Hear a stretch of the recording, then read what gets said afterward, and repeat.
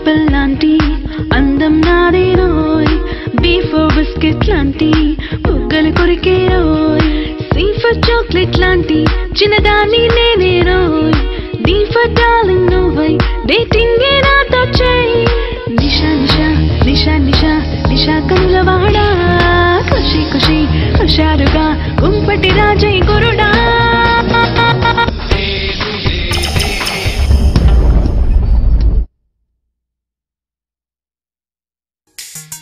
కనులేమో నావి,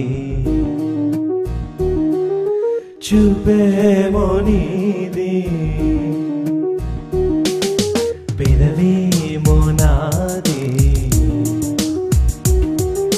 పలుకేమో నీది, ఆశేమో నాది.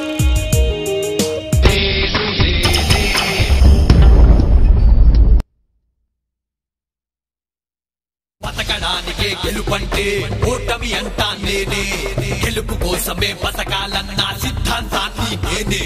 బతకడానికే గెలుపంటే ఓటమి అంటా నేనే, గెలుపు కోసమే బతకాలన్న సిద్ధాంతాన్ని నేనే.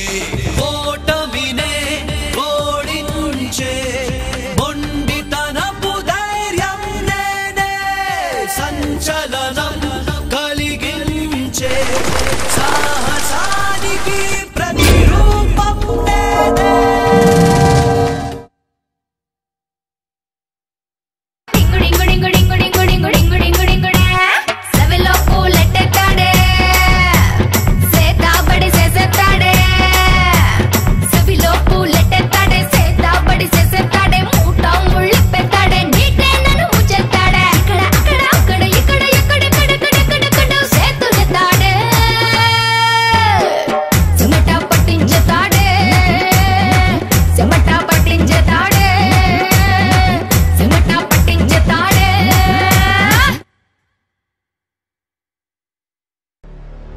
నేను రామోయిజాన్ని ఫాలో అవుతాను, అవకాశాన్ని వెతుక్కోను, అవకాశాన్ని సృష్టించుకుంటాను.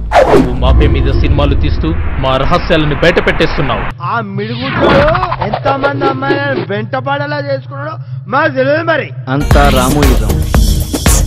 ఒక మహా ఉన్మాది. ఇలాంటి వాడికి పనిష్మెంట్ ఏంటో తెలుసా? A for apple, but B for biscuit, C for chocolate.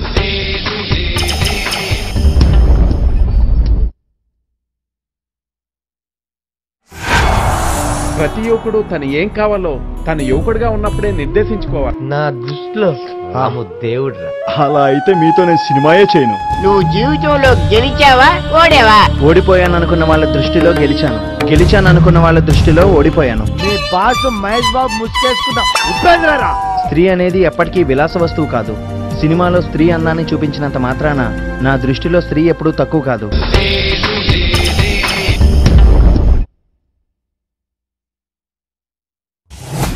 ప్రతి మనిషిలోనూ నేను అనే ఇంకో నేను ఉన్నాడు.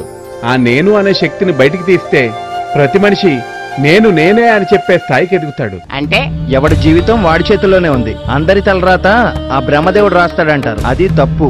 ఎవడి తలరాత వాడే రాసుకోవాలి. నాకు ఈ అమ్మాయి కావాలి. ఒక హీరోయిన్ కోసం జీవితాన్ని పణంగా పెట్టి డైరెక్టర్ అయిన డిఫరెంట్ క్యారెక్టర్ మీ బాస్.